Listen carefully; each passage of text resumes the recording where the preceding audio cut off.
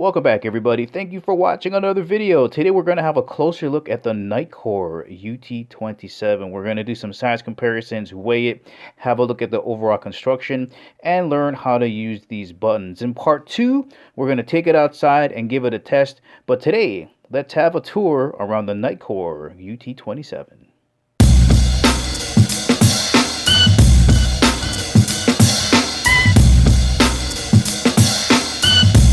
Alright, in the box you're going to get a Nitecore stuff sack, rechargeable HLB 1300 battery with USB charging port included in it, as well as the charging cable. Here's a closer look at the headlamp. Decent size head strap. This Nitecore portion I believe is going to be reflective. Got some silicone on the inside, right on this bottom bead to stop it from moving around. We got tons of stuff to love about the UT27. It's ultra lightweight. You got the dual beams on there. If you're wondering about that, the spotlight is 3000 kelvins. The floodlight coming in at 5700. And for all of you flashlight geeks out there that want to know what type of LED it's using, we got the Cree XP G3 S3. Let's have a look at some size comparisons. Just a quick note about the decision to have a 3000 and 5700 Kelvin light on here. So the idea behind the more concentrated spotlight having a warmer color to it is when you're in conditions like fog or rain, it's going to reflect less. That's the theory. Now, I've driven in snow and rain and fog, and I'm going to tell you right now, when your headlights hit that fog or whatever it is, the reflection is quite bright and it is really distracting. So I don't know if a warmer color is going to help. Unfortunately, I'm not going to be able to test that very well.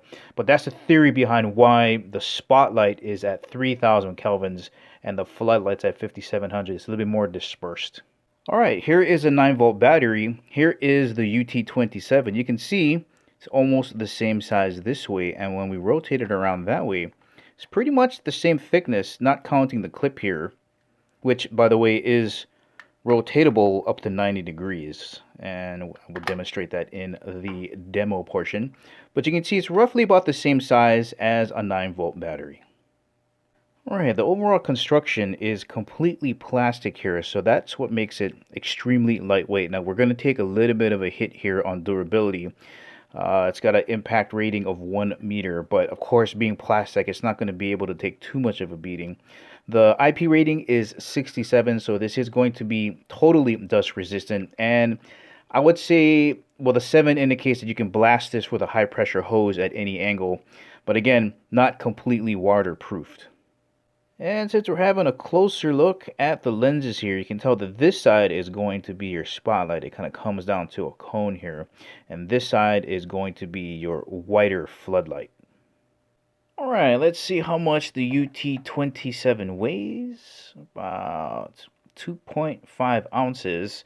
And if you're wondering how heavy that is, that's as much as 3 AA batteries. And speaking of batteries, let me show you the battery and how to get to it. So you're just going to release the clip down here. Just rotates down. And you got these tabs on the side right here. So you're just going to lift up this plastic tab here and pull out this way to expose the HLB 1300 rechargeable battery. Here is the USB charging port right up here. So you're just going to take that out. There's a little tab right here.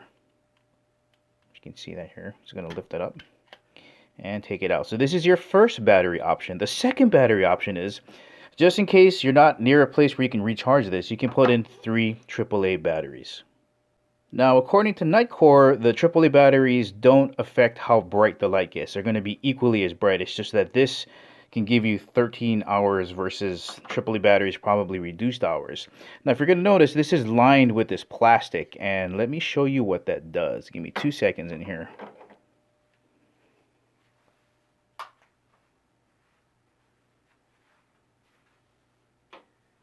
Oh yeah! Just in case you're hiking or you're jogging or you're on the road, they've lined the inside with this kind of glow-in-the-dark plastic shielding so you can see which way to orient your batteries. Clever little touch there. Alright, I've loaded the UT27 with AAA batteries, 3 AAA batteries. Just want to see if there's a weight difference. It's exactly the same weight. Doesn't matter if you're using the HLB 1300 or the 3 AAA batteries. The weight is identical. That's awesome. All right, let's have a look at your operating buttons on here. So let me show you how to turn on the auxiliary red light. So all you're going to do is double tap real quick, and that's going to activate the steady light. And if you want to go to the next mode, which is the blinky mode, just a single click, and you'll get that to blink. And to shut it off, you're just going to long press. And that's how you operate the auxiliary red lights.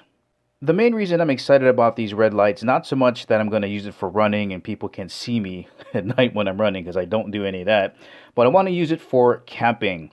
Supposedly, from what I understand, red lights and other lights other than white are better for not attracting bugs, so I can't wait to test this out. Alright, moving on to the operation of the dual beam. So you're just going to pick whatever light you want to turn on, long press, and it's going to turn on. You have one brightness increase, so just a short tap to go back down, and to turn it completely off, you're just going to long press. And the same thing for the other side, you're just going to long press, it'll turn on, you got one brightness setting, and then you will just long press to shut it off. And let's say you got your spotlight turned on here, and you want to toggle over to the floodlight. You just click that side and it'll turn on. You can function through there, switch back to the other side, and then when you're done with it, you just long press and it'll shut off. Alright, let me show you how to get it up to the 520 lumens. We got to get this onto turbo mode and get both barrels going on at the same time. So just turn one on and then double click, and then you got two going at the same time. That's how you're going to get it up to the turbo 520 lumens. And when you're done, just long press and it'll shut off. It's also possible to use this bottom red light as a way to check your battery. So with the light completely off, you're just going to quick tap, and you're going to see how it blinks down there. So 3 blinks, it's above 50%. 2 blinks, it's below 50%. 1 blink, it's below 10. So for me, if you press that thing and it blinks twice, time to charge up. And then of course there is a lockout mode. Maybe you're traveling and you want to leave the battery in there. You're just going to press both lights at the same time. That's going to give you a quick blink. Now none of these are going to be able to turn on. And then to reactivate, again, you just hold down. That'll turn on, long press. And now you can go back to business as normal. And I just thought I'd share with you the technical specs here on the battery options and lumens. So starting off with the batteries, of course, AAA batteries are going to be good. You can use rechargeable AAA batteries, just not the 10400 ones. So lumens, we're going to check out the turbo at 520 lumens, spotlight 400, low is going to be 100 lumens, and you got flood at 255. And we're going to see just how bright that auxiliary red light is at 16 lumens. Like I was saying earlier, guys, ultra lightweight. I love the fact that it's dual beam. You got these red lights, and you have 2 methods of powering it. You got the HLB 1300, and you can use AAA batteries. I'm a huge fan of that. I can't wait to get out there and test it. Make sure you tune in for part 2 of this video. But if you want to go ahead and purchase a Nitecore Ut27, make sure you check out the links in the description below. Thank you for watching. I'll catch you in the next video.